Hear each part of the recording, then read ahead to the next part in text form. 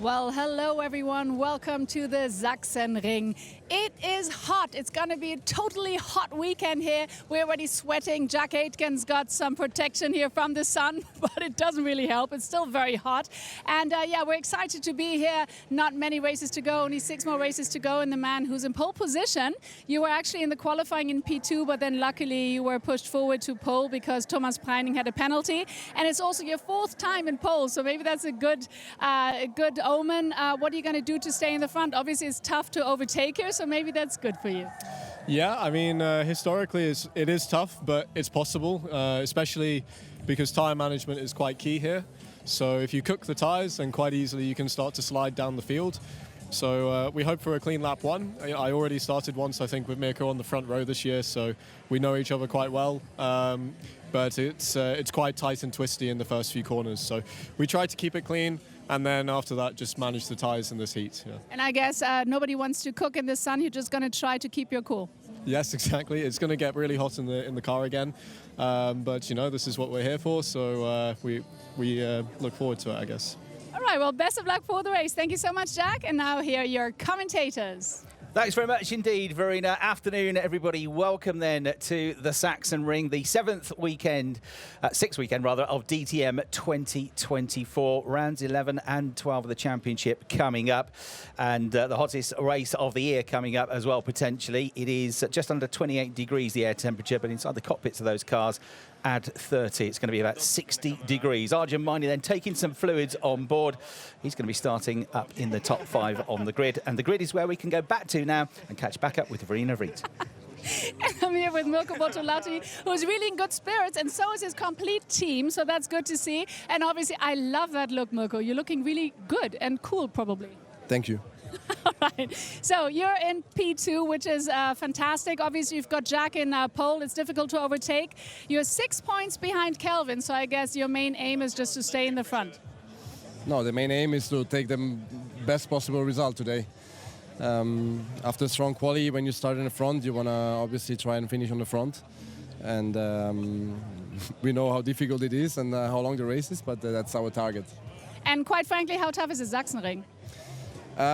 It's tough for the tires, I think, quite a lot. It's hot today, as last year as well. So it's going to be important to manage them well over the stint. And as you already mentioned, it's never easy to overtake, but it's not impossible.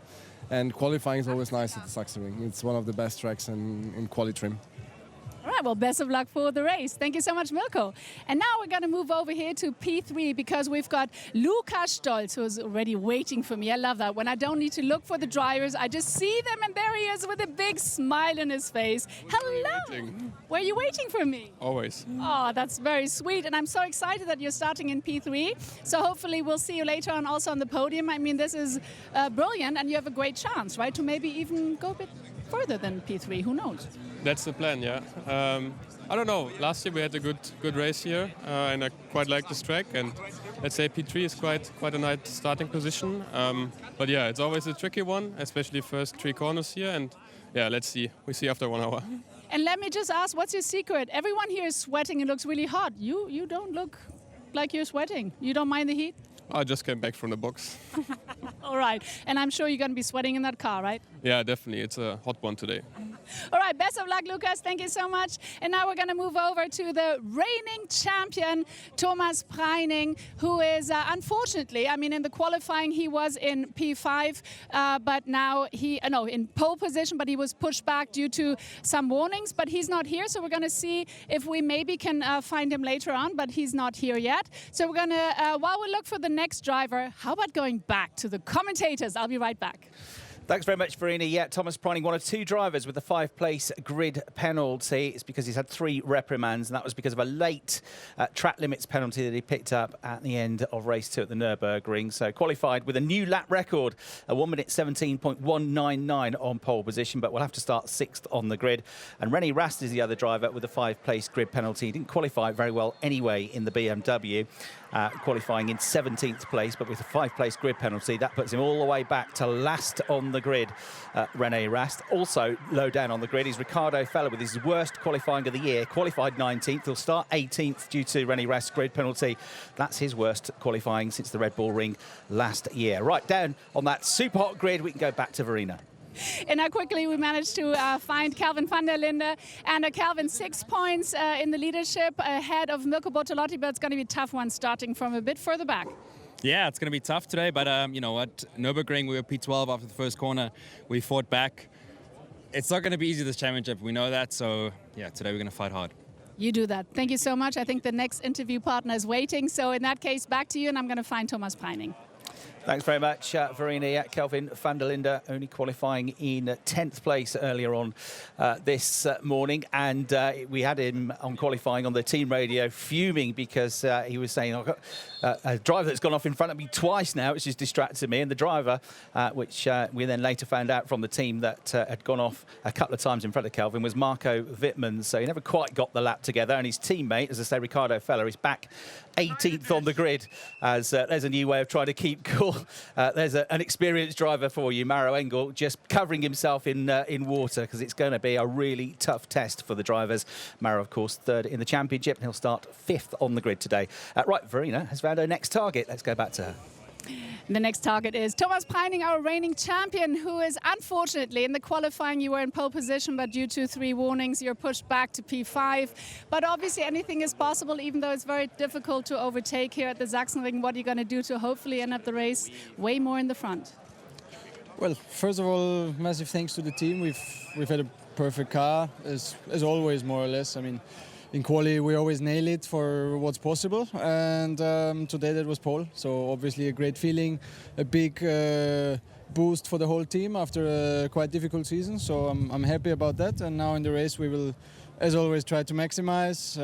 It's not super easy to overtake here, but for sure with strategy, because of the high tire deck, you know, maybe something could be possible, and we'll try our best. And how exactly, everyone's talking about tire management, it's so tough on the material, on the drivers as well, of course, but what is it like out there, it being so hot? Yeah, it's tough on the neck because all the corners go the wrong way. It's not what we're used to, but I really enjoy it. I mean, it's a high-speed track, it's a natural track limits track, so I like that. And yeah, all in all, it's about having a good rhythm and a good flow. And in quali we had it. I hope we have it now as well. Well, fingers are crossed. Thank you so much, Thomas. Best of luck for the race. And yeah, that was interesting what he said, 13 turns all in all. And yeah, they're going to be shaken up a little bit, and so will we, because it's going to be an exciting race, that's for sure. Now hold on tight and hear your commentators enjoy the race at the Sachsenring. Great stuff. Thanks very much indeed, Verena. You can go and get an ice cream now and cool down a bit. And Thomas Preining just making the point there. Anti-clockwise circuit, 13 turns, 11 of them left-handers. You've only got 2 right-hand turns, and they're the 2 slowest turns on the lap at turns 1 and 3, both early on. So with all these left-handers, all of the wear and tear is on the right-hand side tyres, the Pirelli tyres that they use. It's a pretty abrasive circuit as well. And speaking to Jack Aitken after qualifying, he was saying once you've done a few laps on the tyres, they drop off a cliff. He said it can be 1 to 2 seconds a lap slower suddenly, and you think, God, the car feels horrible, but then they level off and they'll stay at that level for the rest of the stint. But tyre management and getting the right pit stop, and perhaps using the undercut in the pit stop, could be a key thing here, with a mandatory pit stop in the middle 20 minutes of the race. Right, we're about 7 minutes away from the start of racing. The championship leader then is Kelvin van der Linde, 140 points, but his gap has been reduced slightly after qualifying because Mirko Bortolotti picked up a championship point for qualifying in third. Although he starts second, he gets the points for third. So the gap is down to just 6 points between them, with Maro Engel 12 adrift in third place. There is Sheldon van der Linde with work to do from the middle of the grid. And then Jordan Pepper, an excellent debut so far. He's standing in for Christian Engelhardt in the Grasser Racing Team Lamborghini, the gold and black liveried TGI car, and qualified in 8th place, did Jordan Pepper. So fantastic job from him. There is Maro Engel before he showered himself with cold water to try and stay cool.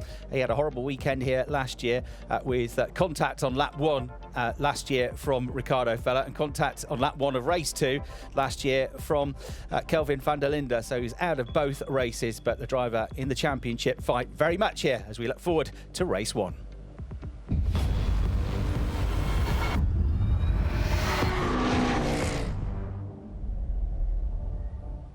Welcome everybody then to the Sachsenring as we get set for race 1, round 11 of the championship, the 6th weekend of DTM 2024.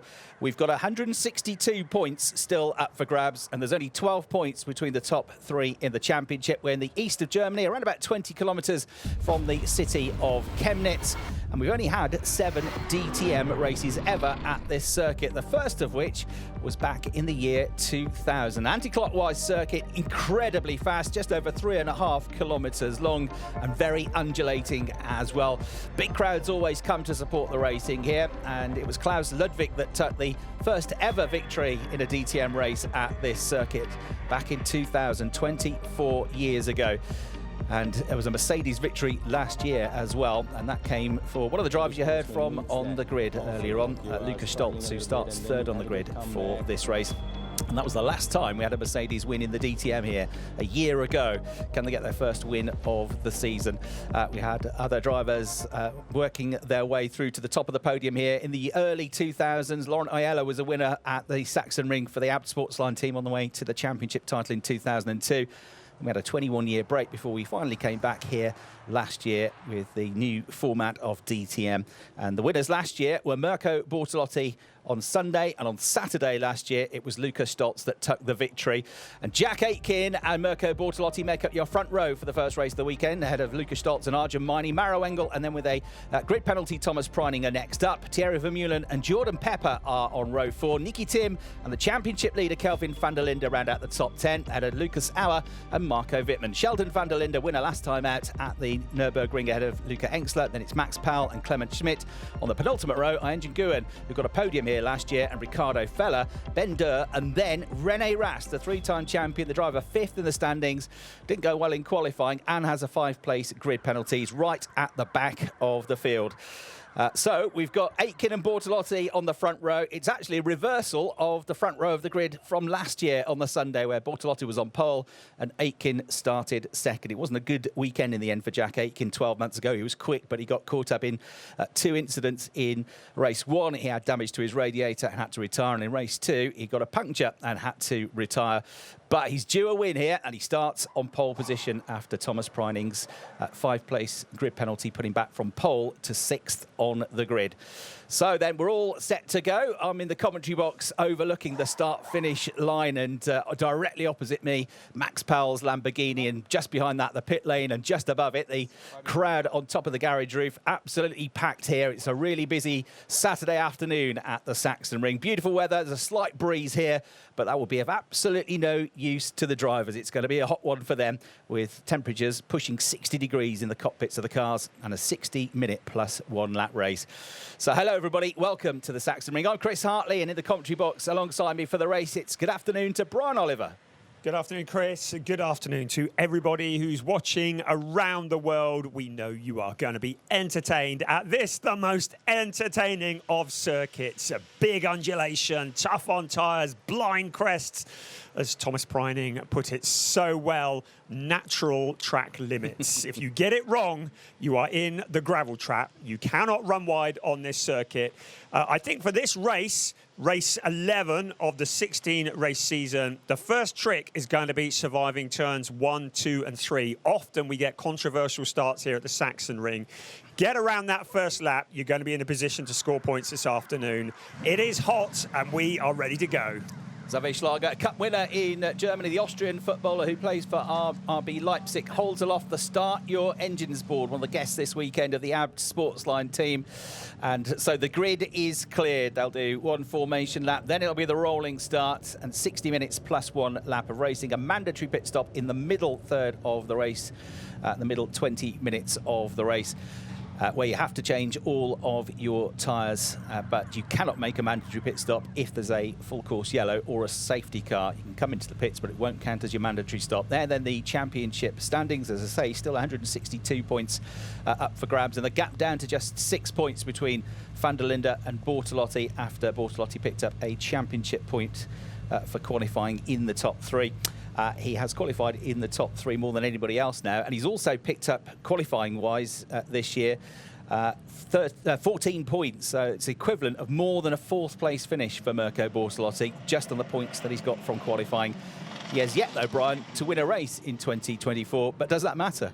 It really doesn't, because as you said this morning, at the end of the season, and when we look in the history books, people don't remember who won the races, they remember who won the championships. It is conceivable that Mirko Bortolotti could become the 2024 champion without winning a race.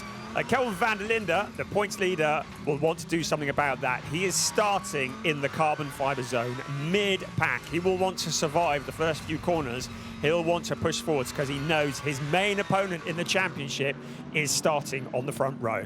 Yeah, we had a big coming together in race 2 at the start of race 2 on the Sunday last year, which brought about a red flag, and it was in that run down from turn 1 down to turn 3, which is the first kind of braking zone on the lap. The first sector is the tight, twisty sector. They go downhill from turn 1 all the way down to turn 3. By the time you got to turn 3, all the right-handers are done. You're left, left, left all the way after that.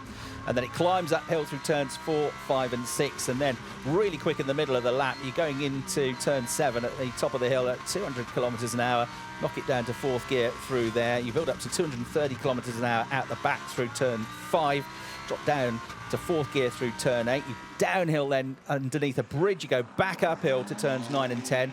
And Brian, there's a blind crest there, isn't there? So you just can't see the track at all until you get there. And at that point, you're doing about 210 kilometres an hour. Yes, it takes a bit of courage and bravery to keep your foot buried on it on a blind crest. There's a reason why this track is nicknamed the Mini Nordschleife. Mirko Bortolotti's on team radio already. So remember, you're coming up to turn 11, quit board. From there on, go in position, no more weaving. Just a reminder of procedure for the start for Mirko Bortolotti from his race engineer at SSR Performance, last year's championship runner-up. And turn 12, which they've just come out of, lots of drivers caught out that turn in free practice this morning. Worth mentioning as well, Ricardo Feller apparently picked up a puncture early on in the qualifying session, so that was why he was running out of sync with everybody else and is at the back of the field. Here we go then, the first race of the weekend here at the Sachsenring. Round 11 of DTM 2024 is go. The lights go out. Aitken on pole in the Ferrari has got a good start. Bortolotti is already tucked in behind him. It's going to be a squabble between Arjun Maine and Luca Stoltz. Side by side for 3rd place as they're going to turn 1. Stoltz in the black Mercedes has got the inside line. Maro Engel is trying to come through. This is on board with Arjun Maine, and Maro Engel is just about to go around the outside of him as well. He'll get the inside line for turn 3, and Maro, 3rd in the championship. A great start. He's up to 4th place. Coming under more fire is Arjun Maine. He's got alongside him the reigning champion in the Porsche, Thomas Preining, and that coming through is Kelvin van der Linde. He's picked a couple of places up at the start of the race as well. So Kelvin making a good start, the South African, in the AB Sportsline Audi. They make their way now through the mid-section of the lap. Aitken in the lead, Bortolotti in 2nd place. A great view back here at Luca Engstler in the middle of the pack. He's trying to come up through the order as they fight their way through. Marco Wittmann has got some damage to the BMW and he's smoking and has got the front right wing clipped up into the air. That bodywork rubbing on the tyre is causing the smoke. We've seen Marco winning a race this year with smoke pouring from the car, but I'm not sure he's going to be able to continue on in that without going into the pits. He'll possibly be asked to come in with a black and orange flag by the officials, but if he's not careful, he's going to pick up a puncture as well. So Marco Wittmann tumbling down the order, and I think probably pit bound there, just in front of Nicky Tim, as at the end of lap 1, Jack Aitken comes through in the lead. Bortolotti 2nd, Stoltz in 3rd, Engel up to 4th, Maine up to 5th, and up to 6th place for Kelvin van der Linde. Look, he's got ahead of Thomas Preining as well. Let me know if you can continue. If not, box, you decide. Well, we see. I hope it plays off. One thing we know, Brian, is that unless the thing's falling apart, Marco Wittmann is going to carry on, isn't he? Yeah, memories of Zandvoort. Look at René Rast in the blue BMW. To remind you, he started stone last. He's already up to 14th place, making a move on his teammate Sheldon van der Linde as well. We always said that René Rast with his back against the wall is a dangerous René Rast, and he's proving that as he pushes his way forwards. At the start, we saw Ian Chang-Nguyen breaking rank a little bit early. I wonder if the stewards might want to take a look at that. But at the moment, Marco Wittmann, he'll be thinking about Zandvoort, seems to make the car go faster the more bits he sheds, so he'll hope that wing departs soon and he can carry on his way. Yeah, Sheldon van der Linden now comes under fire from the second SSR Performance Lamborghini of Nicky Tim, who dropped back on the first lap of the race. They come out of turn 11 down the waterfall. Look at René Rast carrying the speed. He's got the momentum. He's going to throw the BMW down the inside of Nicky Tim as they hit their brakes. The gap doesn't quite open up though. They both run wide. Others run further wide behind them. They head up towards turn 13, the last corner. Steep incline here as you go through the apex, side by side again. And René Rast has got the inside line. Takes about 10 seconds to get down the start-finish straight. The BMW noses in front as it comes past the commentary box. He's on the outside line, but he's a clear car length ahead. And René Rast should be up to 13th place. And look at this, the two other Schubert BMWs going side by side ahead. Sheldon van der Linden has just dived up the inside of Marco Wittmann. He's trying to get 11th place away from his teammate. Marco with a misshapen BMW, still carrying on though, has not yet given that place up. Also, Max Powell in there, he was taking advantage of that situation. So he's another driver who's been pushing forwards on his home track. So Max Powell getting stuck in there, but René Rast, really the man on a mission at the moment. Fastest car on the track is Kelvin van der Linde, 120.252. So Kelvin van der Linde up to 6th place. Let's hear from him. Mate, really bad. Copy. That was really bad, mate. Copy, cars okay question? Yeah, they're driving for Engel. That driving from Engel, he's just said there. We're seeing a replay of a bit of light contact between Kelvin van der Linde and Arjun Maini, but Kelvin starting that transmission saying that was bad, didn't like that. And that was a replay of him trying to dive down the inside of Arjun Maini, but not quite getting through. So I just wonder if he's mistaken the Maini car for the Engel car there, because Maro Engel's a couple of seconds up the road, isn't he, in 4th place. So there goes the white Mercedes. A great start for Maro Engel, and unlike last year, he's got past lap 1. He never managed to do that in either of the races last year. Look at this, Sheldon van der Linde coming under fire now from Luca Engstler, who's also got damage to his car. He's got the rear bumper hanging off that Lamborghini, hasn't he? And if that doesn't depart on its own, he may well get the black and orange flag calling him into the pits to have it sorted. So he'll want that bumper to part company with the car. There's remnants of cars hanging off with bits and pieces coming around the corner. So Marco Wittmann and also Luca Engstler with that damage. It's probably not going to help the handling very much apart from anything else. On the last lap, Jordan Pepper managed to get ahead of Thomas Preining, so he's up to 7th place now on his debut, standing in for Christian Engelhardt. He's missed 3 weekends now, having had a knee operation. He's here this weekend, Christian. I saw him giving a guided tour of the Grasser Racing garage earlier on. Didn't get a chance to catch up with him and see when he thought he'd be back, but certainly the car is in safe hands this weekend. Jordan Pepper, the South African, former VW Sirocco R Cup champion, Bathurst 12-hour race winner, and friend of the van der Lindes, doing a fantastic job here to be running that Lamborghini, the Grasser Racing car, in 7th place and in the points. This is the green Porsche of Ayanjan Nguyen trying to get at the inside of Max Powell on the way into turn 13. Ayanjan, who finished on the podium here last year, qualified on the front row of the grid for one of the races as well. Still his only podium in the DTM in his 2nd season. The Turkish driver flashing the lights but not quite able to get through. Nicky Tim just behind is very late on the brakes as well. So a bit of a queue forming up there behind Marco Wittmann on the tail end of the points for 13th, 14th, 15th, 16th and 17th. They're all line astern. Here they come, led by the green BMW, the 2014 and 2016 champion. Nobody's getting away, are they? The last place runner is Ben Durr at the moment. He's just 13 seconds back from race leader. But Jack Aitken, he's got about half a second, well, make that 6/10 now on Mirko Bortolotti. But we heard him say it before the race started. It's all about the tyres and preserving them. And if you go too hard too soon, it's going to drop off a cliff. So he'll be thinking the bigger picture. He'll be thinking about preserving those tyres right up until the first pit window opens, the only pit window. Right, having a look at the start here once again, a replay. And the green Porsche at the back was certainly broke rank very early, but everybody got away cleanly. We got around the first few corners, so we did better than last year, but almost a McLaren ending up in the gravel. Did end up in the gravel, but kept it going. So Clemens Schmid doing well to keep the orange McLaren pointing in the right direction. Yeah, he was on the brunt of that contact between Marco Wittmann and Luca Engstler, which is why the BMW and the Lamborghini, those two drivers, are missing components. A black and orange flag has now been given to Luca Engstler. That means he's got to leave the circuit, repair the car before he's allowed to back out. And that's because the rear bumper is hanging off, and the officials say that's dangerous. If it comes off and hits another car or leaves debris on the track, that's going to be the problem. And there was the contact. Nicky Tim was involved in that as well. It's basically 3 cars trying to fit into one space. And that helps suggest why Nicky Tim dropped down a bit on his first lap of the race as well, to outside of the points. He qualified in the top 10. He's down in 16th place at the moment. So Luca Engstler, I'm afraid, is headed for the pits.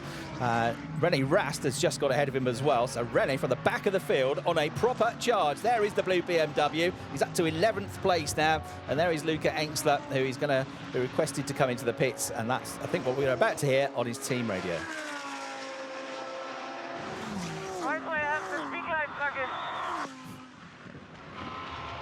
You have you half free of the car. The half free of the car is gone, Luca. We will have an issue at the pit stop anyway. We will stay in the pit window and try to solve it. So that's the delayed transmission. So Luca Engstler clearly unaware of the fact that his rear bumper's hanging off. What they asked me to come in for, I can't wait until the pit window. Is going to have to come in within 3 laps. Just looking at Ian Nguyen gone past the commentary box window and past the pit lane, right on the tail of Max Powell. They're 14th and 15th. I think Powell might just about be able to fend him off on the way into turn 1.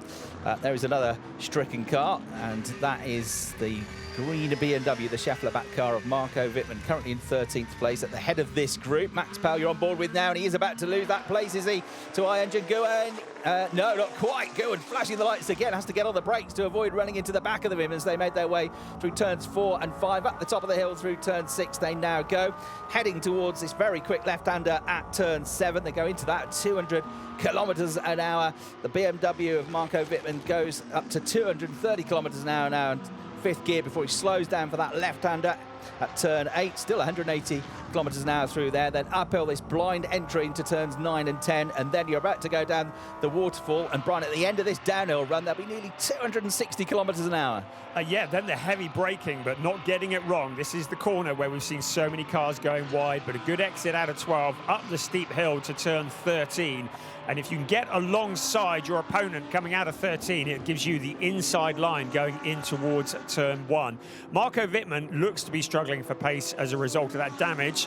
He hasn't received a black and orange flag, so clearly the race stewards don't feel as though that is a hazard in particular. And Nguyen again has a look up the inside of Max. Powell throws it up the inside. Did he get through? Possibly so. We'll find out in a moment. But for now, Luca Engstler having the rear of his Lamborghini removed before he's released out. Copy affirm. We have the box now, Luca. We will try to remove the rear bumper. We will try to remove it.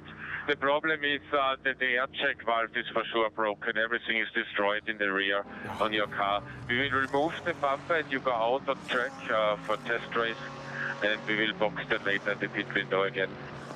Well, they've done it. They've removed it, and they've got him out. And a very frustrated Luca Engstler screaming on the radio. So drama for him, I'm afraid, but at least they've got the car sorted and back out. Now, did Nguyen get through or not? I think he probably did, didn't he? This is the onboard. The Turkish driver dives down the inside of Max Powell and gains the place. That was a lovely bit of overtaking. So that should put him now up into 14th place in the second of the Manthey EMA Porsches. Quickest man on the track last time around was Jack Aitken. The second quickest driver was Maro Engel, and Maro took a couple of tenths out of Lucas Stoltz on the last lap.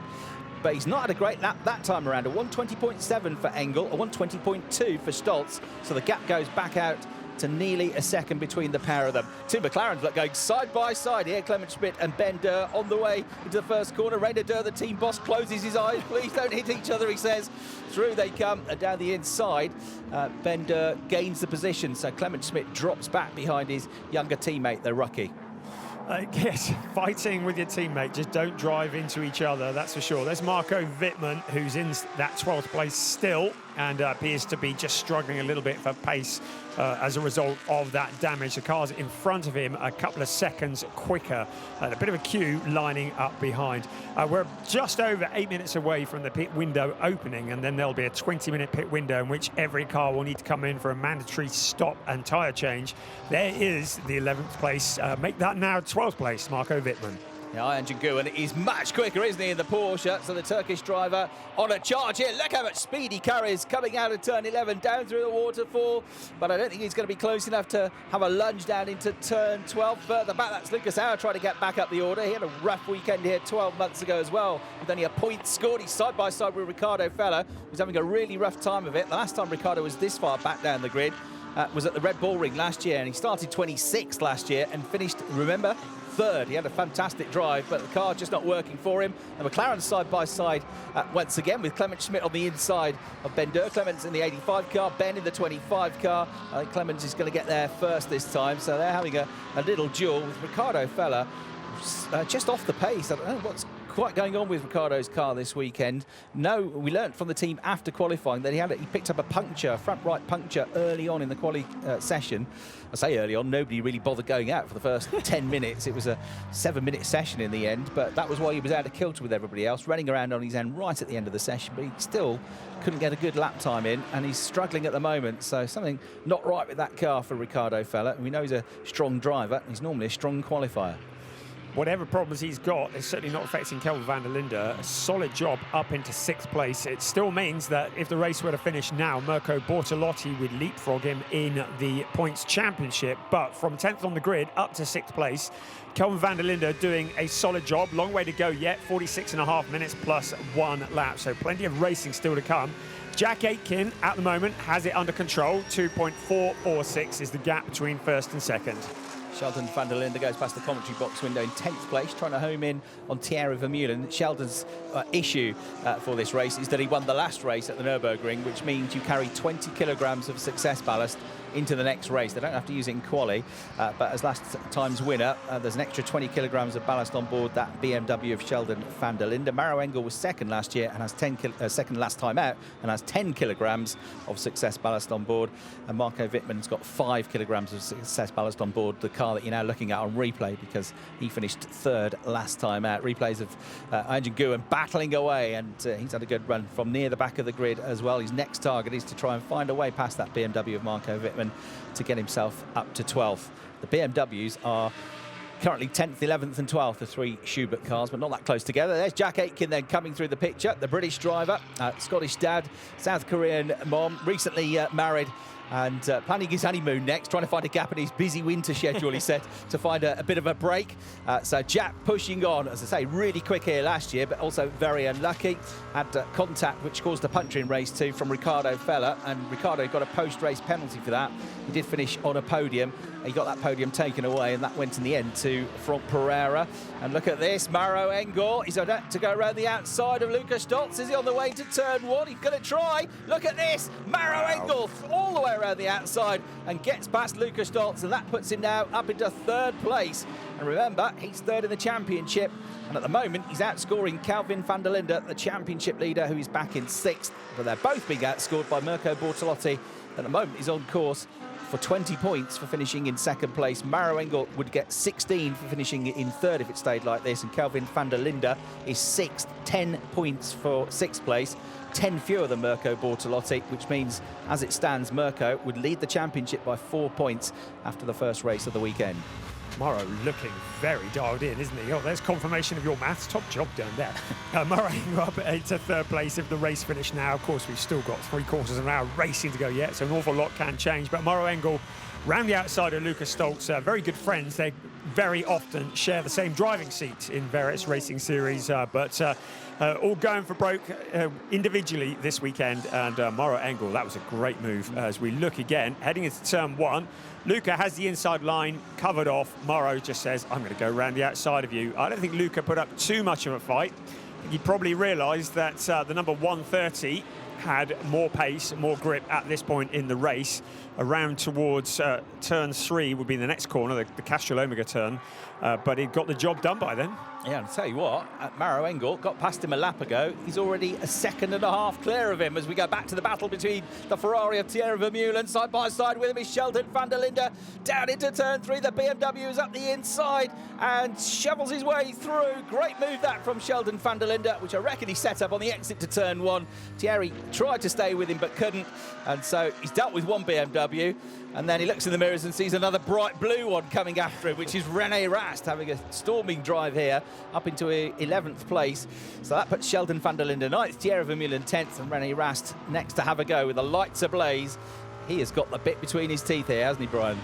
Yeah, the BMWs feel like they're coming alive a bit as this race is progressing. So Sheldon van der Linde, René Rast, Marco Wittmann, all very much in the same bit of track, albeit with Thierry Vermeulen now in the middle of them. Further back, behind Marco Wittmann, Ayn Chang-Gun has his progress has been halted. He's discovered just how wide a BMW is around the Sachsenring circuit. Yeah, the BMW's not that strong a track for them last year. A couple of 8th place finishes 12 months ago for René Rast and a best of 6th for Sheldon van der Linde. And they got very similar BOP to what they had last year, the balance of performance. So I think they're 5 kilograms heavier than they were last year, but they've got slightly more tweak of the boost since the Nürburgring in the mid-range of the cars. Let's hear now from one of the BMW drivers, Sheldon van der Linde. Good job, mate. Next car in front is Preining.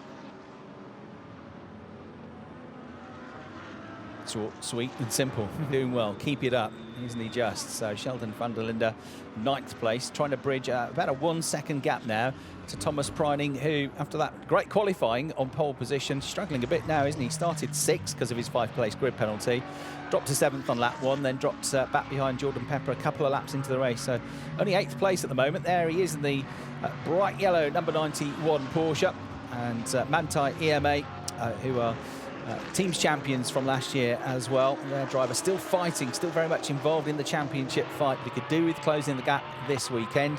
Had a 2nd and a 4th here 12 months ago, Thomas Preining. But look who's ahead of him, Jordan Pepper. And who's Jordan good mates with? That's right, Kelvin van der Linde. So I want to keep these guys behind him. He's got a South African in front and a South African behind Thomas Preining. Oh, you're such an old cynic, aren't you? I can't believe Jordan Pepper would play the team game. And here's Clement Schmid. Let's listen to his team radio. Slowly retire the car. It's too dangerous on this high-speed track running without the underthrow. Wow. Yeah, and the trays come apart. You can see it flapping in the rear of the car there, the McLaren. So was this from the contact here? Quite possibly it was, wasn't it? Engsler, well, Tim, Engsler and Wittmann all coming together. And Clements was just in the wrong place, really. It wasn't really his accident, was it? He just got nerfed as being on the outside. You're always at risk when you're on the outside, and you're usually the driver in the car that comes off worst when there is a collision, because you are where all the momentum carries to the outside of the corner, of course. Right, Jack Aitken leads, 3.9 seconds ahead of Mirko Bortolotti. Mirko is 1.7 seconds clear of Maro Engel, but that gap is coming down. Maro was 4/10 quicker on the previous lap. Lukas Stolz is already 2 seconds behind Maro Engel, having dropped behind him about 3 laps ago. Arjun Mining is the next Mercedes in 5th place, having lost his record of finishing in the points in all of the races at the Nürburgring a couple of weeks ago. He dropped from 5th to 10th in the championship, but Arjun's having his best season in DTM. It's been great to see his resurgence, and he's there in 5th place. Maro Engel and Lukas Stolz, I think, have come into the pits right at the start of the pit window. Yes, they have, and they're not the only ones. Kelvin van der Linde is in, Jordan Pepper is in, and Thierry Vermeulen in as well. So early pit stops here. So Maro Engel and the team at Windward, who are leading the pit stop challenge this year for the best pit stops overall. You get 3 points for a quickest pit stop in a race, 2 for the 2nd best, and 1 for the 3rd best. And it is Windward who run Maro Engel that are leading that. They've come in early, so Engel is in, Stolz has come in as well. Kelvin van der Linde, Jordan Pepper, Thierry Vermeulen in the Ferraris, you can see. Marco Wittmann, Nicky Tim and Clement Schmid all in right at the start of the pit window. They're going to have a very long second stint, though, of around about 42, 43 minutes in this 60-minute plus 1 lap race. The teams that have been doing their sums, trying to work out where the car will come in, where it would come out on track, in theory to come out on a bit of open track and maybe get an undercut on the cars around them. But when everybody comes in together, it can throw those sums up in the air a bit. Marco Wittmann has been in. The team have decided not to do anything about that flapping front wing, so that continues. Nicky Tim impatient to get past the BMW. Marco Wittmann says, "You're not coming past, mate," and shuts the door in his face.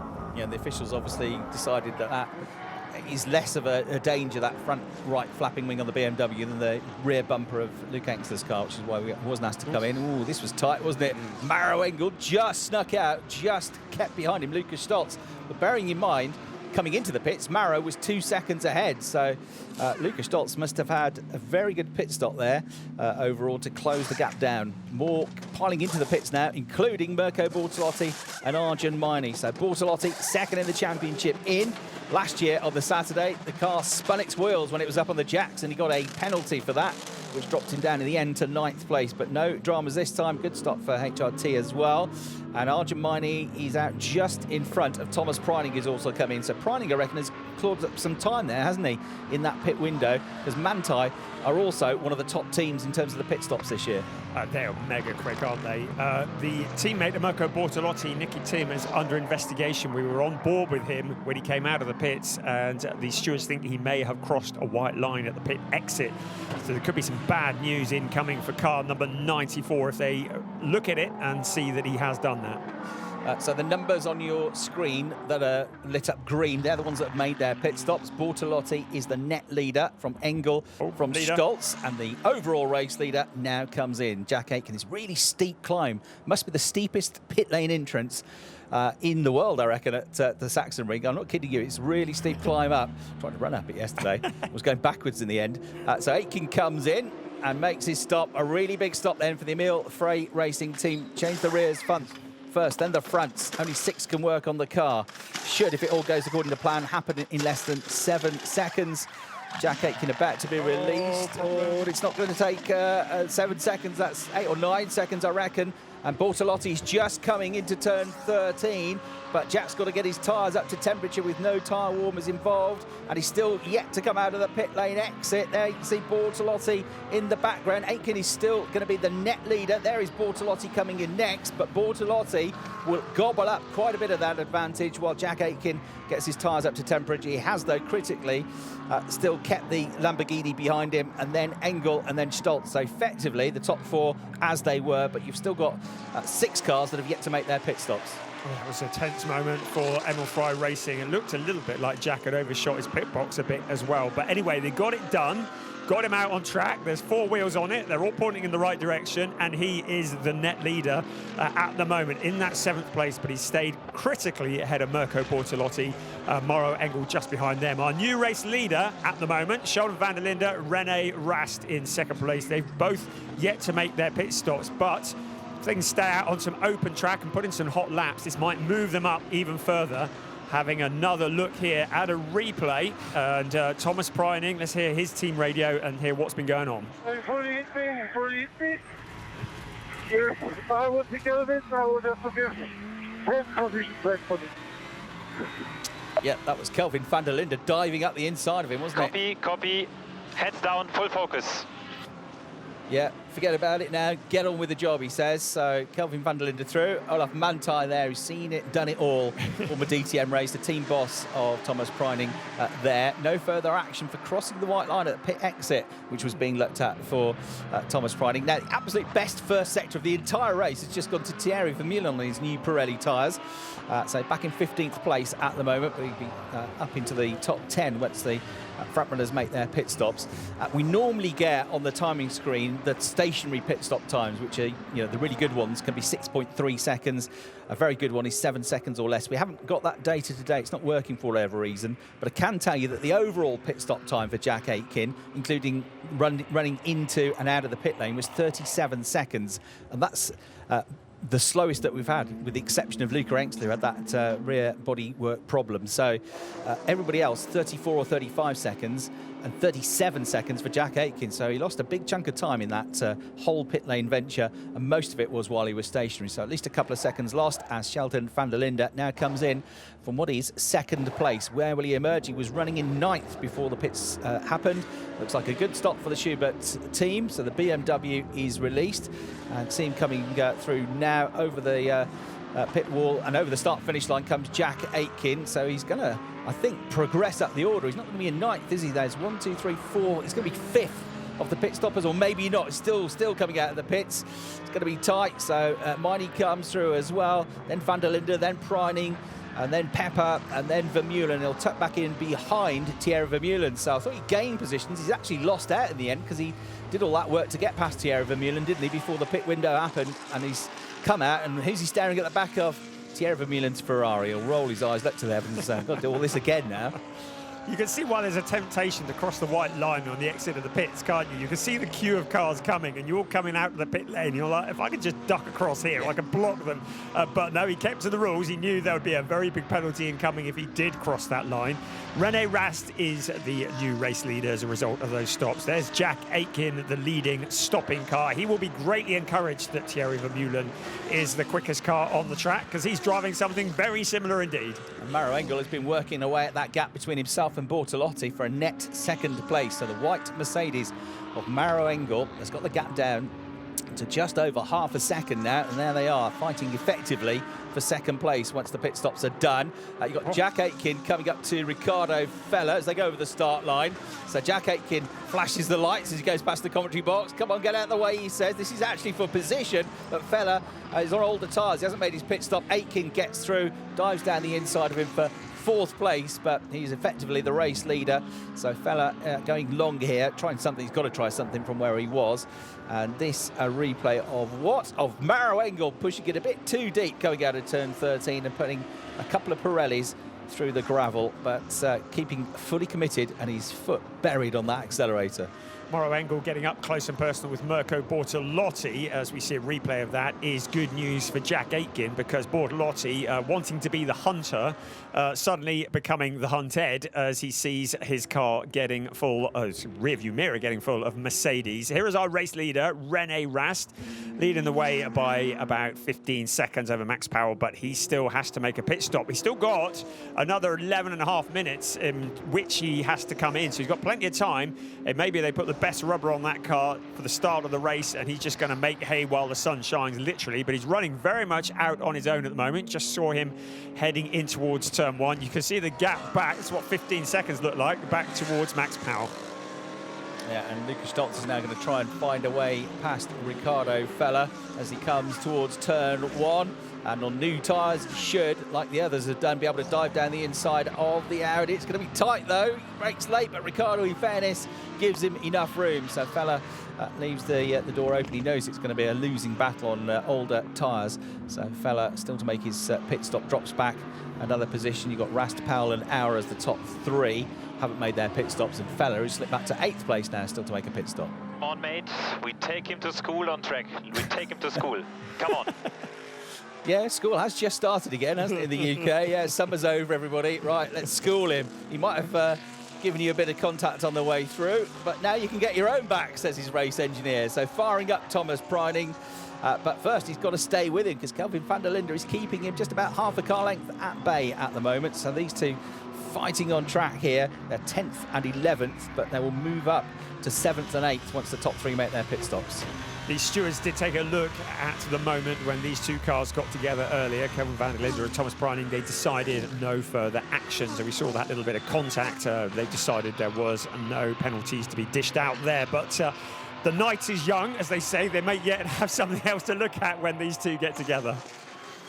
Yeah, that's right. In fact, they'll move up to 6th and 7th, won't they? Because you've got Ricardo Feller just ahead of them as well, who's got to come into the pits. Here we go, though. Thomas Preining gets a good run coming out of turn 13. On the attack, you look back from the current championship leaders, Audi. Kelvin van der Linde, 5 wins around the Sachsenring in the ADAC GT Masters Championship, which is a record. So DTM in its current GT3 format might have only been here last year, but Kelvin van der Linde knows this place, loves this place, and has won here many times in these type of cars. Looking back from his car now as he climbs up the hill through turns 4, 5 and 6, still being menaced and harassed here by the Porsche of the reigning champion Thomas Preining, the Austrian, who'll be absolutely looking forward to the next weekend, because that's going to be his home race at the Red Bull Ring in a couple of weeks' time near Spielberg. Let's hear now from the champion, Thomas Preining. Moving on the braking, moving on the braking. Come on, mate. Heads down. We take him on track. Take him on track. Nothing like a pep talk. So he's moving under braking is what Thomas Preining is saying there, which he's suggesting he's not allowed. That's not really him letting his engineer know that. That's him letting race control know that, because they're listening on the team radios as well. Every effort is made to try and get the advantage. Well, he's looking good there, isn't he? Up to turn 13, tucking up close, out onto the pit straight. Once again, he'll pick up something of a slipstream as they head past the pits. Kelvin van der Linde, what line will he take into turn 1? He's got the outside line covered at the moment. Ahead of him is Arjun Maini. Van der Linde goes to shut the door, but suddenly Thomas Preining has got the nose of that Porsche in there. Kelvin van der Linde fighting back. Once again, the two cars make contact. And Kelvin van der Linde getting his elbows out and relegating Thomas Preining back into the clutches of Jordan Pepper. First day back at school then, so Kelvin van der Linde gets his elbows out. You're not coming past me, mate. He says his teammate moves out of the way. Ricardo fella, that is for position, but Ricardo has yet to make his pit stop, so he's trying to stay out of this fight. And just before that, turn 1, we saw Arjun Maini bravely diving his way down the inside of Ricardo. He's having a real horrible day here. Backs off and lets more through. So Ricardo fella slowing down a lot here. Possibly pit bound and possibly headed for retirement. Here's a replay then. Preining versus Kelvin van der Linde. There was not a great deal of room there, and there's definitely a little bit of shoulder rubbing between the Porsche and the Audi. Two drivers, neither of them wanting to concede position. So great battles on track. Let's get some news now, though, down in the pit lane with Verena. And I'm here with Luca Engstler. Unfortunately, the race had to end for you. You had an incident with Marco Wittmann, and unfortunately for you, it means the end of the game. Yeah, I mean, it's always difficult to start back in the pack. We had a very good start. I went through the pack, was already very close to the front runners, and then apparently there was a hit. To be honest, there were cars left and right, so I don't know really what happened. What a shame. Thank you so much, though. Thank you, and back to you. Thanks, Verena. A real disappointment for Luca Engstler. One of our 8 different race winners so far in the 2024 season. He got a podium recently at the Sachsenring as well. I saw him bravely mountain biking his way around the circuit last night, which was a steep old climb. I think it was him anyway. I was running myself, so I was trying to remain conscious, to be honest, but I think it was him. But that's the end of his race, I'm afraid. Let's get some team radio now from Kelvin. Did I really get a warning for that now? Did I just get a warning for that? Yes, we just received the warning. So Kelvin van der Linde not happy with the teachers now. What? I got a warning. Why didn't he get a warning? We're both at it. So Kelvin has taken umbrage with that, hasn't he? Surely he can't give me a warning for that. He's been as bad as me. But they are being watched by the stewards, not for the first time. The trouble is they've brought the attention on themselves now because they've had a couple of moments, these two, haven't they? Yes, and I can confirm that Kelvin van der Linde has indeed received a black and white flag, so he doesn't want too many of those. You can see how desperate Thomas Preining is. You saw him just weaving a bit, heading up into turn 13. He's not done with Kelvin van der Linde yet, so he's still wanting to challenge. The Porsche looking the quicker of the two cars, but finding a route past is a whole another issue. René Rast still leading the way, still some good lap times, 1:19.775 for our race leader, so not falling off the cliff quite yet. No, and he's going to go right to the end of the pit window by the looks of it, which has still got just over 5 minutes left. If you were to add 35 seconds onto his time, 35 seconds is the total pit stop time, including in and out of the pit lane. That would put him in and around 13th place, I reckon. So possibly dropping back a bit down the order, although you've still got Ricardo Fella to come in as well, haven't you? So yeah, 12th place I reckon it would be. Max Powell has still to come into the pits. He's currently running in 3rd place. Jack Aitken has overtaken him on track. So Aitken, who is really the race leader, in 2nd place overall now in the Ferrari. The battle still raging on between Bortolotti and Engel for 2nd place. That gap is still pretty tight, and is the biggest battle that we've had so far in the race. Kelvin van der Linde versus Thomas Preining, who are basically fighting over 6th place once all the pit stops are done. And they've both shown the other that neither of them is prepared to give way or give up on this fight. So two very determined drivers locked together in the heat of battle here. And look in the background, just behind the pair of them, you've got the championship leader, you've got the reigning champion, and then you've got a debutant. Great job in that Lamborghini by Jordan Pepper. He's really doing fantastically well this weekend, isn't he? Jordan Pepper looking very much at home, and he's certainly taken to that Lamborghini very well. And Christian Engelhardt will be looking on very frustrated. Right, finally into the pits, Ricardo Fella for his mandatory stop. But there's nothing very desperate going on here. This is looking pretty terminal, isn't it? Yeah, he was slowing up a lot, wasn't he, on his way? And letting people come past him. And you could tell there was something not right with that car. Maybe there's been something not right with it all weekend long, because he just hasn't found any pace with that car. bearing in mind the sister car has been doing pretty well at the hands of Kelvin van der Linde. You're looking back now at Lucas Auer from Max Powell's Lamborghini. So through they come, absolutely flying through. And that is because Max Powell has made his pit stop now. So he re-emerged in 16th place, just out of the points. 16th and 17th, these two. McLaren and Ben Durr in the background, running in 18th place. They're the last three runners.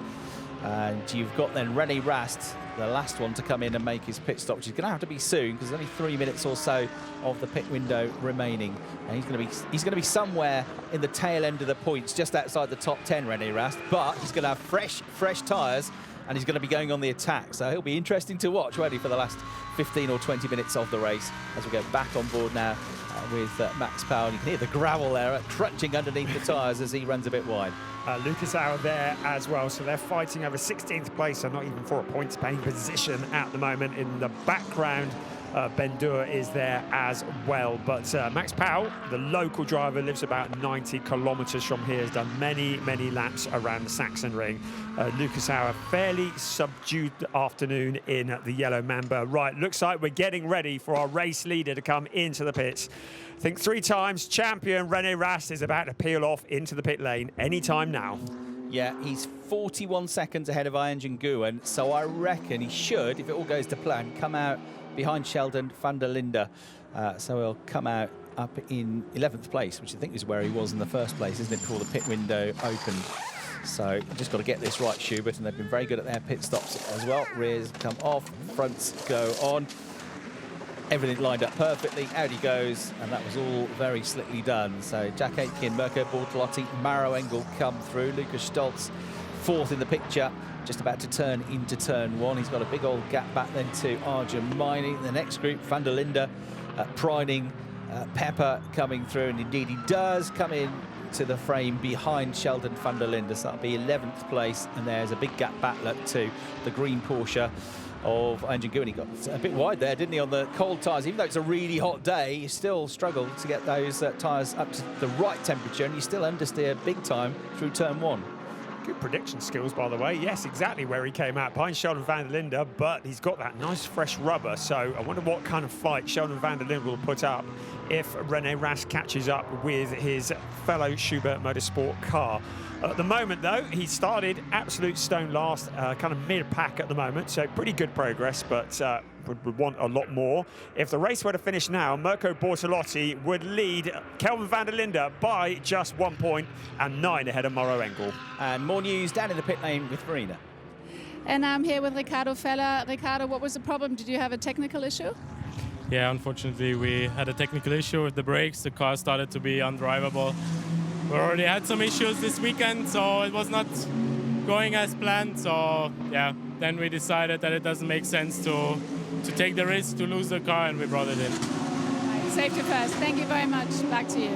Yeah, sorry to hear that for Ricardo. It's a really bad day. He's not had a great time of it for the last few rounds either. Hasn't been on the podium since the second weekend of the season at the Sachsenring. So day to forget, I'm afraid, for Ricardo, but hopefully things pick up tomorrow. Just on a quick calculation on the points, you've seen the top 3. I reckon with the win, which is coming his way, Jack Aitken, who's already had 2 wins this season, would move on to 110 points and would go, like Sheldon van der Linde did last weekend, from 9th to 4th in the championship. So Aitken is still in this championship fight, you know. He's won more races than anybody else, and he is flying. He's 1.7 seconds clear of Mirko Bortolotti. This was nothing, Tommy. Keep your heads down, let's keep the pressure up. We're all on your side, let's keep the pressure up. Still long race. It's like parent having a word with the kid there, isn't it? Like, just calm down. Calm down, it's fine. Yes. Just focus on what you're doing. It wasn't nothing. It was just a little tap. This is what you do. Either driver happy with the other. I don't think they're best pals in this race, are they, Kelvin van der Linde and Thomas Preining? But it's been entertaining to watch, that's for sure. Yeah, you can't afford to have pals in DTM, can you? Jack Aitken leading the way. I don't want to put any curses on him, but of course, if he does win this race, big if he does, he will be the first driver this year to win 3 races, which would be quite the feat, and you'd expect him to be somewhere up near the top of the points standings. Race laps for Wales in Africa, €35,408, 8 0.853 per lap. So great initiative by BWT and B Water Mission, raising money for clean drinking water, a basic human right in certainly in the Gambia, Tanzania, places like that. Really wonderful initiative from the ADAC BWT. That's right, they give €4 per lap, and that's all the combined laps. You can see that's pushing up to 9,000 combined laps. Look at that for a crowd. Fantastic support here for the DTM at the Sachsenring. We've been treated to some close racing so far. I think there might be some more to come. As René Rast getting on, his last lap time was a 1:20.5, so he was 4/10 quicker than Sheldon van der Linde. Trouble is he's got to close a 5.2 second gap, so he's going to have to work hard. If there were to be a safety car, René Rast would be quids in, wouldn't he, on a new set of tyres? But for now, it looks like 11th place might be it.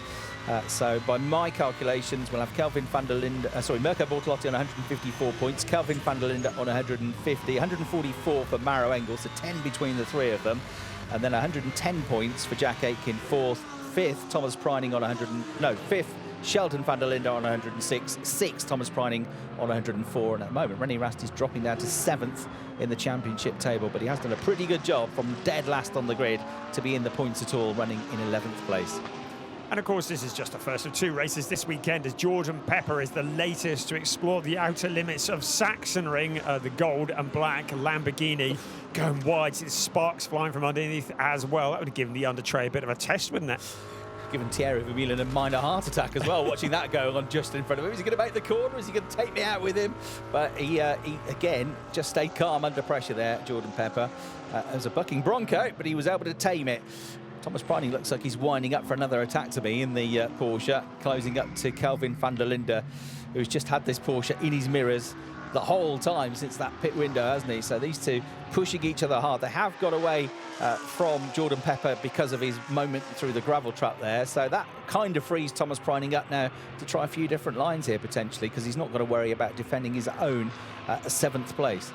You can see from the graphic the tyre life on each of the cars, and you can see that René Rast cars only had 9 laps, so there weren't brand new tyres that went on. In fact, the newest tyres look like Nicky Tim with just 6 laps on those soft tyres. So some great information now. Race leader Jack Aitken, those tyres have done 15 laps.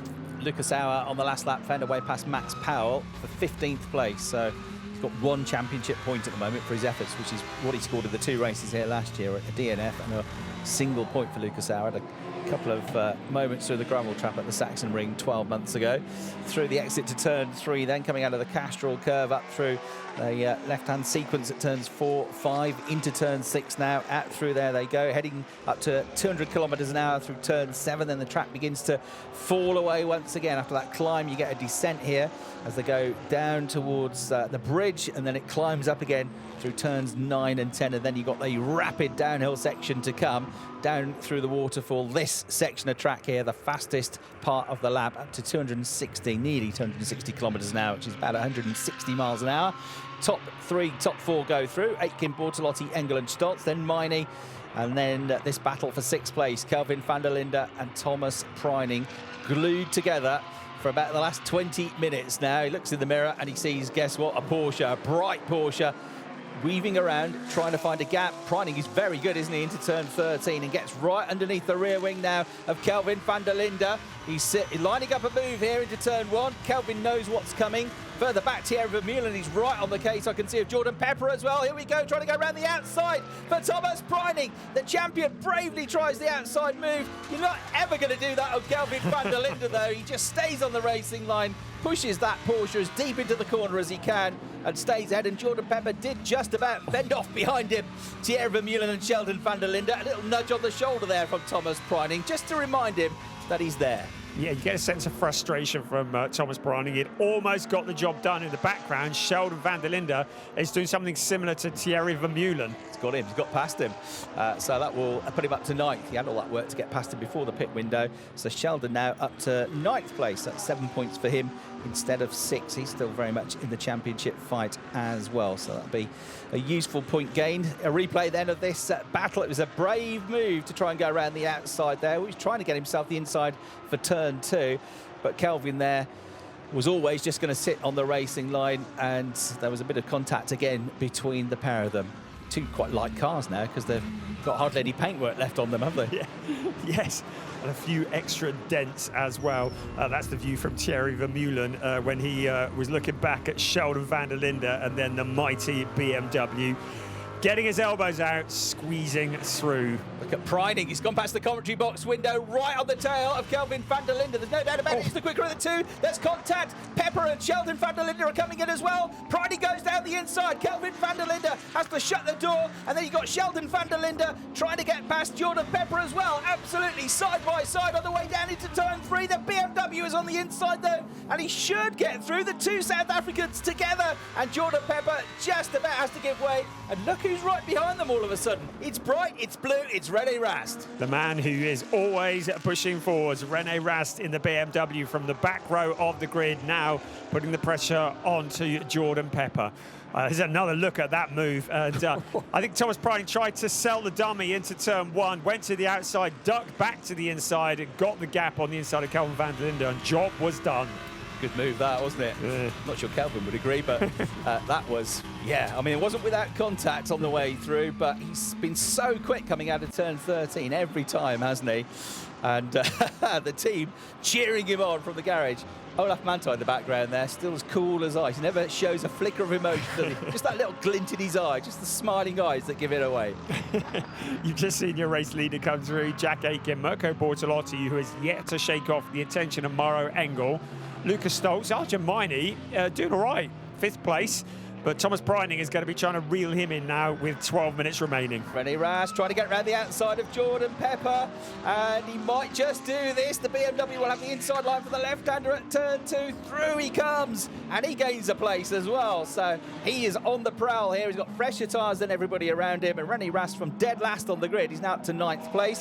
Having lost that 6th position to Thomas Preining, Kelvin van der Linde will score 1 less point, which means he's now going to be 5 points adrift of Mirko Bortolotti at the end of the race if it stays like this. Just as the cavalry was coming as well, because just before Thomas Preining made that move, Sheldon van der Linde had got past the Thierry Vermeulen Ferrari, and he was on the way to try to help his brother out, I reckon, but that hasn't happened. And here's the move from René Rast. Bit of contact, bit of rubbing between them. But René was always going to get that left-hander, and the BMW, it's a big, brutal car to try and overtake. The 3-litre machine got down the inside of the 550 plus brake horsepower, 600 plus brake horsepower Lamborghini, and that was 9th place sorted. So Preining 6th, Kelvin van der Linde 7th, Sheldon van der Linde 8th, Jordan Pepper and René Rast round out the top 10. Okay, is your brother and JP behind you now? Now you need to keep quiet on the freaking radio, dude, okay? I tell you when I want something. Seriously, this is not easy. Bit rattled, isn't he, Kelvin? I'm not surprised after that battle. Just don't talk to me unless I want you to talk to me. Don't need the information. But even though he's lost a place, I think that in a way it might be a sense of relief, Brian. Rather than having that menacing Porsche behind him, at least he's got his brother behind him now. He knows he's not going to do anything daft. Yeah, but for how long? Because René Rast is looking pretty menacing, isn't he? You get the feeling that, well, you can see how much Thomas Preining was being held up by how quickly he has left Kelvin van der Linde behind. So Thomas Preining in that 6th place already has opened up a gap which is well over half a second, and left Kelvin van der Linde behind him. But yeah, I think Sheldon has got his teammate behind, but I think René Rast has plans on getting past the red, yellow and white BMW, just cutting across a little bit of the grass. He's on the team radio. Oh, come on, I can't go more. I'm going to ask you if you caught that, Brian, because I didn't get it. I thought it was I could do more. Right. So I'm wondering whether he is asking the team to allow Sheldon van der Linde to let him through. I might have misheard that, but he clearly thinks that he's the quicker of the two BMWs, and the fact that he's on fresher tyres would back that up. We'll see whether Sheldon puts up any kind of battle into turn 1. Well, yes, he does. He's not exactly stepping aside, is he? But René Rast appears to be a bit frustrated. Bit of quandary here for Sheldon van der Linde, because ahead of him is his brother, who's trying to win the championship. Behind him is his teammate, who's also trying to win the championship. So, yeah, damned if you do, damned if you don't there.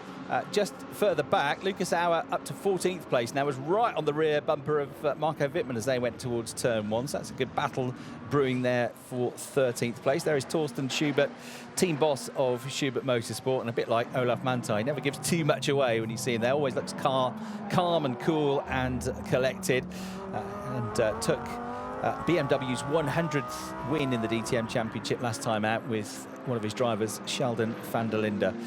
So there, Lucas Auer, you can see he's now ahead of Marco Wittmann, so he did get through at turn 1 by the looks of it. Still with half the car pointed up at a 45-degree angle is Marco Wittmann, which can't be helping the car aerodynamically, but he's soldiered on, hasn't he? And there he is now in the points, just about in 14th place. You mentioned that Sheldon van der Linde. Oh, hang on, before we do that, here's Marco Wittmann back on the team radio. Auer pushed me off track. Yeah, Marco was not happy with the move, but just took it around the outside at turn 1 and got the inside line for turn 2, and Auer getting through. And Rast has found a way past Sheldon van der Linde, hasn't he? How did that happen? Flashing the lights. I don't think Sheldon made life too difficult, did he? To his teammate, and left the door open on the way into turn 13. I've said that. Sheldon van der Linde's got his own championship to think about. Yeah. I mean, he's very much in contention as well. But I think if René Rast clearly has the quicker car, nobody wins.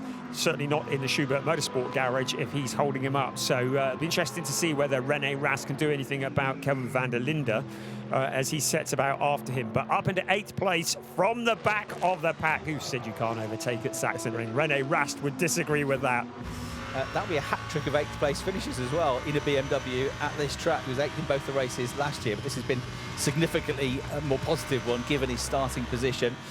And he's not necessarily going to finish in 8th place, is he? Because here he is right now on the rear wing of the Audi, which is struggling a bit with his tyres. What a move this is going to be down the inside. Utter commitment from René Rast, just throwing it down the inside at 260 kilometres an hour to get that position, and rightly the team applaud that move. René up to 7th. That was like a rocket. Nobody was going to get in the way of that move, were they? So already he's opened up the gap. Have another look here. Kelvin van der Linde had absolutely nothing. Down the waterfall, René Rast to the outside, going to the runoff area, but then had the legs in towards turn 12. Nice and stable, under braking. No reply from Kelvin van der Linde, and he was through. That was breathtaking, wasn't it? Yeah, René great. Rast at those speeds. Wow. You don't very often see a move into turn 12. The team were holding their breath for a moment there, weren't they? It was going to go one way or the other, that move, wasn't it? It was either going to be brilliant or disaster, but it was brilliant. It really was. That was spectacular. So René Rast now sets up after Thomas Preining, and we've still got 6 minutes left. So I'd suggest that 6th place might not be safe the way that René Rast is going at the moment. If the race finished now, Mirko Bortolotti would have that 6-point lead over Kelvin van der Linde. Mauro Engel in that 3rd place, just quietly getting on with the job. Always a contender, just staying in there at the moment. No dramas.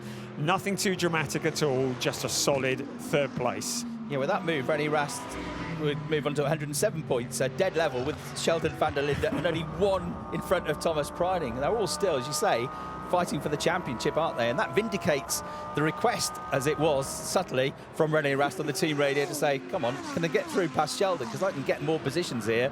And boy, has he ever. And as you say, he might be getting a top 6 finish out of this. He's got to try and make up a 2-second gap on Thomas Preining to do that. He got 5 minutes plus a lap remaining in the race. There's the battle between Lamborghinis of Nicky Tim in the final points paying position in 15th, and Max Powell on his home circuit. No point finishing 16th. Is there Brian? He's going to have to go, surely, if he gets a chance. It's all or nothing, isn't it? Nobody wants 16th place. 15th place, get a point here. And Nicky Tim looking a bit vulnerable, looking back from him at Max Powell in the Powell Motorsport team car, the family-run car. Do a great job. Welcome addition to the grid of DTM, bearing down on the number 94 car. Yeah, perhaps not Nicky Tim's strongest circuit this. He certainly might not have raced it as much as some of the other drivers who would have been here much more regularly in the GT Masters. It also have limitations with the noise restrictions here. You can only use the track for 10 days a year because of the noise restrictions. So there's not much opportunity to come and race other things here or test here as well. So it's a tricky, tricky circuit, this. It requires a lot of commitment. It requires a car which is absolutely on it because of all these high-speed corners that you've got. And if you don't know it 100%, that's going to be a difficult weekend. Let's get some more team radio now from Thomas Preining.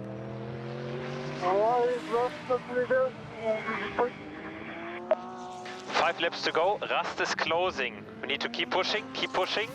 Rust is closing in.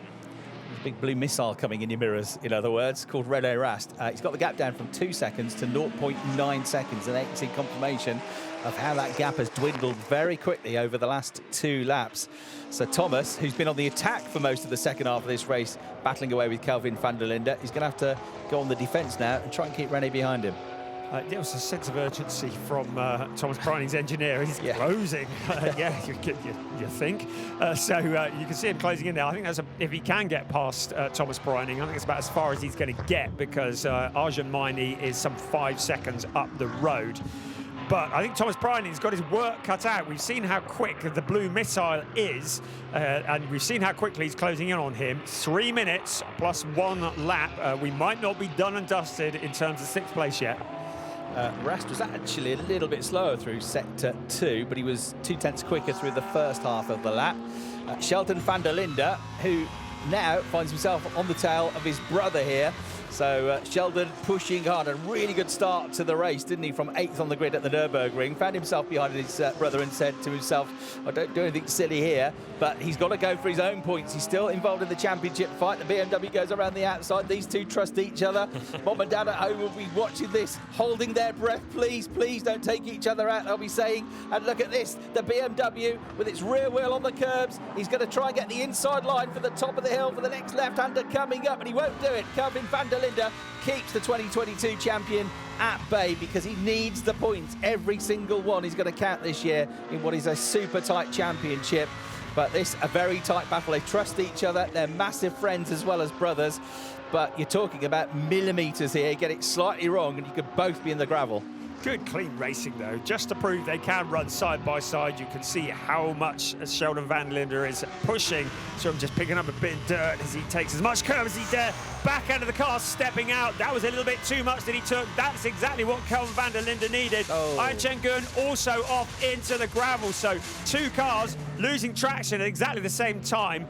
Arjen Gun, he's on the team radio to Manthar EMA. Oh, it's got a puncture. I think slow puncture very right. Slow puncture very right.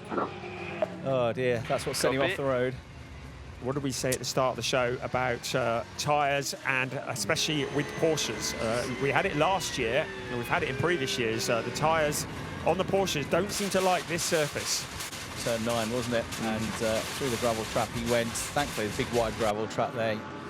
Lucky that tyre didn't go a couple of corners later on the way down the waterfall. That would have been pretty terrifying, I think. So more bad luck for Arjen Gun, I'm afraid, in the 2024 season. That puts him out of the race. It promotes Lucas Auer up to 12th, Marco Wittmann up to 13th, Nicky Tim up to 14th, and Max Powell now up into the points, or 1 point at least, in 15th place. Maro Engel then closing in on the championship leader at the moment, Kelvin van der Linde, but losing out to the driver that is about to become the championship leader, Mirko Bortolotti, because Mirko is 1 place ahead of him in second and on course for 4 more championship points.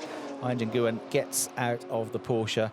Another disappointment for him. Hopefully he'll come back tomorrow and get the sort of result that he got here last year with that excellent podium finish.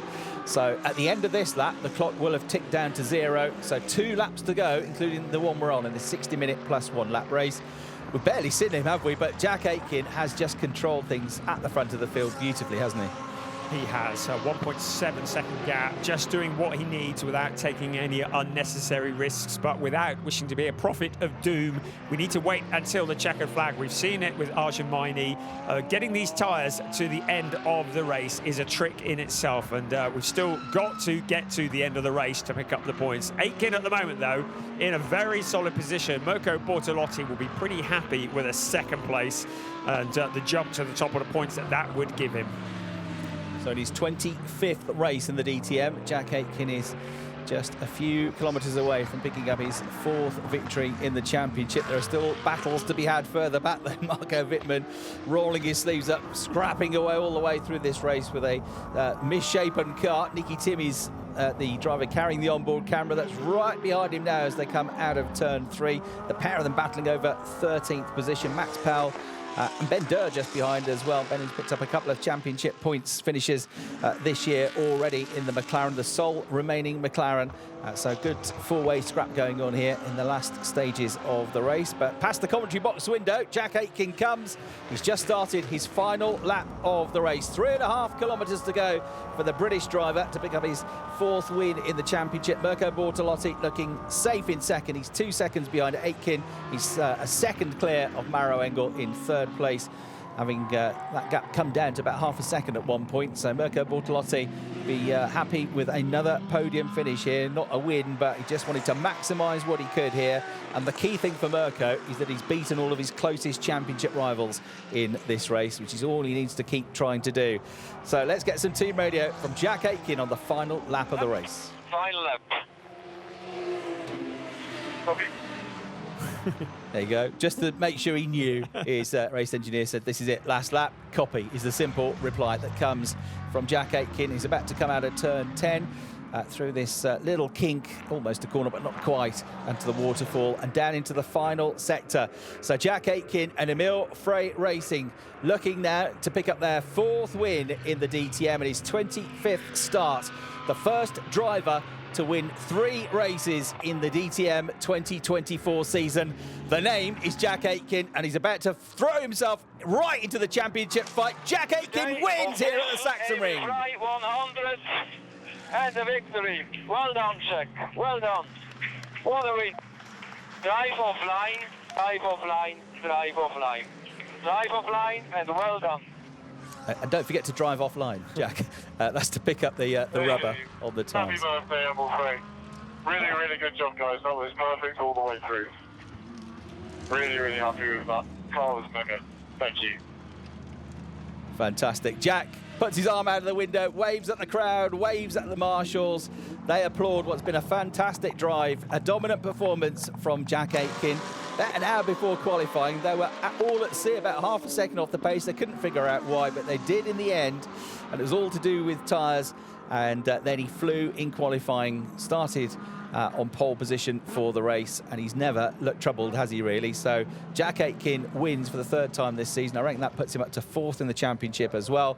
Mirko Bortolotti will become the championship leader with that 2nd place finish, and it'll be 5 points clear of Kelvin, 6 points clear of Kelvin van der Linde, because Kelvin lost that other place, didn't he, to René Rast at the end of the race, and down to 8th place in the end. And Maro Engel with another podium finish. Miserable time at the Sachsenring last year, but like Jack Aitken, who had two retirements here last year, due a good result at this track. It kind of owed both drivers, and they've now had their deliverance, because Jack Aitken will get the winner's trophy, and Mirko Bortolotti 2nd, and Maro Engel will get the 3rd place trophy, and that's going to be Maro's 6th podium finish of the year. Lucas Stoltz in 4th. He was a winner here last year. Arjun Maini back on form in 5th place. Thomas Preininger battling 6th. René Rast from the back to 7th. An excellent drive. Kelvin van der Linde in 8th. Sheldon van der Linde 9th. And well done, Jordan Pepper. 10th on your debut for the Grasser Racing team. 11th to Vermeulen, 12th to Auer, 13th to Wittmann, 14th to Tim, and 15th. And the final championship point going to Max Powell. And the other finisher just outside the points by 0.3 of a second was the McLaren of the rookie Ben Durr, doing a good, solid job.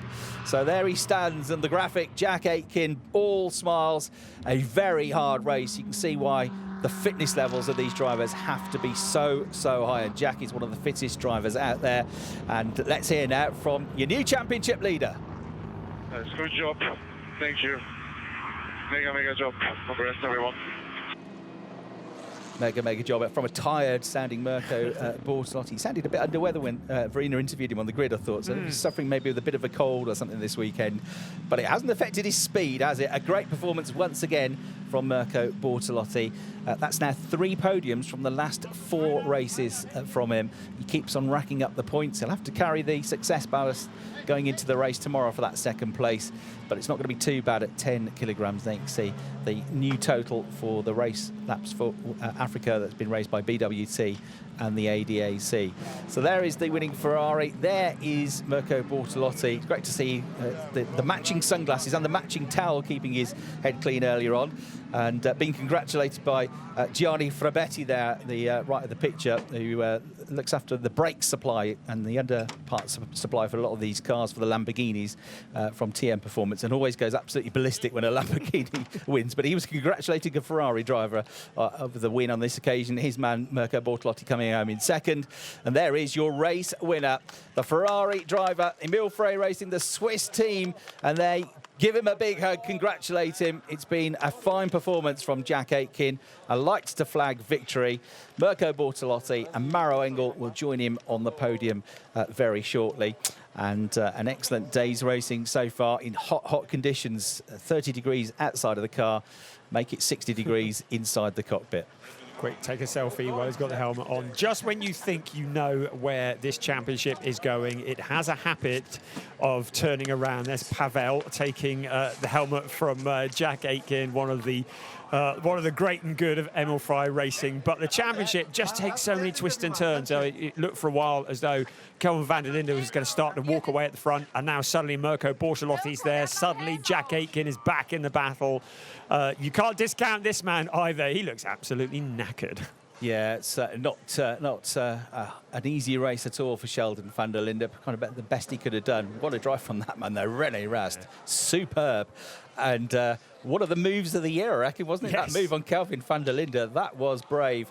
Sweat dripping off Marco Wittmann as well. He's had to battle an ailing car pretty much since the very start of the race. So only a 13th place, but a gutsy drive that from Marco Wittmann to pick up some points in the race. And there, the Durr Motorsport driver, the final finisher, Bender, in 16th place. But a word for him and the team as well. They're doing well, aren't they, in their first season? He's already picked up some points. The team have picked up points. Had an excellent 4th place finish with Clement Schmidt at Zandvoort as well. Right, let's get some reaction to that race then down in the pit lane with Verena.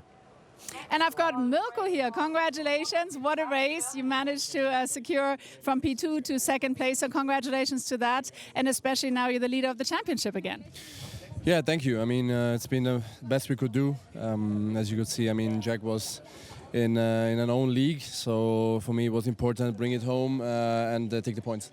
And you did it. So congratulations. Thank you very much. Back to you. Thanks, Verena. Yeah, Mirko will be very pleased about that. And yeah, if you're going to be beaten by somebody, then if it's not one of your closest championship rivals, that's kind of okay, isn't it? So front row of the grid, finishes in 2nd place. Happy days racing for Mirko Bortolotti, and the Lamborghinis look good here, Brian. So there's no reason why you can't get another good result tomorrow. No, of course, he'll have the success ballast on board of 10 kilograms. That man there is going to have an extra 20 kilos on board. But yes, tomorrow's a new day. As far as I'm aware, the weather forecast is pretty similar to today. So qualifying will be tomorrow morning at about 9:20 local time, where we get to do it all again. And Mirko Bortolotti will be looking to get back on the podium tomorrow as well. And that would really do his championship hopes wonders. Thomas Preining, fresh from his proper old ding-dong with Kelvin van der Linde in the middle of that race, fresh with his new goatee beard as well. 6th place for Thomas, a good effort in the end, but what could he have done if he hadn't had that 5th-place grid penalty from pole position? In the end, Brian, that success ballast of 20 kilograms looked like it was really telling on the tyres of Kelvin van der Linde's Audi, didn't it? In this abrasive circuit, with all those hills and inclines, it's not just the tyres, it's also the extra weight you've got to carry up those hills. It looked like he was really struggling in the last 15 minutes of the race, did Kelvin in the Audi. Yeah, there are some circuits where the success ballast is going to have less of an effect. I would suggest somewhere like Norrisring, but here I think the success ballast is going to impact pretty heavily on a circuit with this much undulation and tyre abrasion. As we look at 3rd place, Maro Engel, car 130 for Mercedes-AMG Team Winwood. Yeah, Maro Engel, another podium for him. That is 4 podiums on the trot now for Maro Engel. That sort of consistency is not easy to come by in the DTM.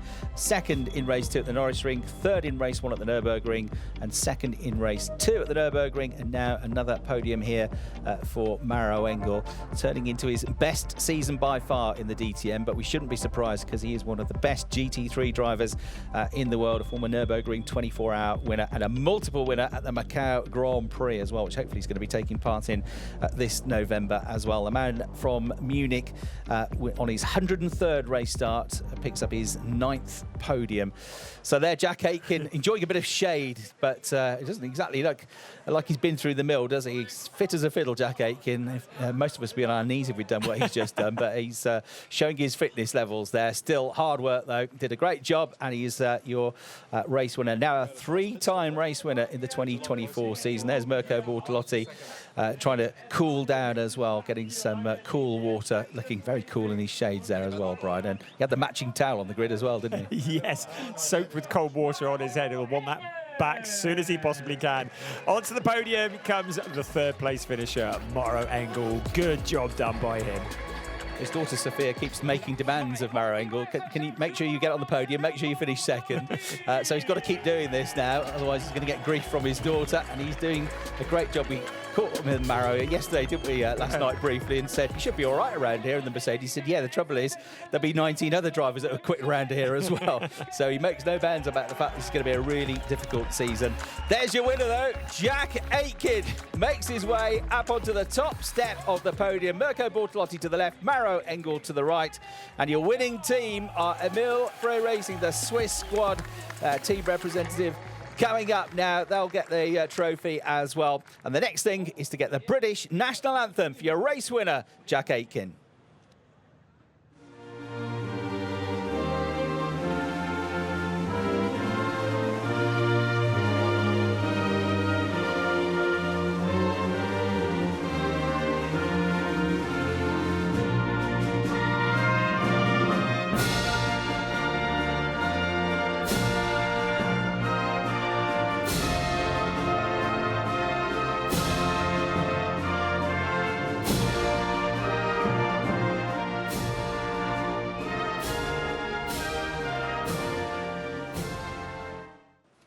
Jack Aitken, winner of race 1 here at the Sachsenring, round 11 of the DTM 2024 Championship. He's won 3 of the 11 races now.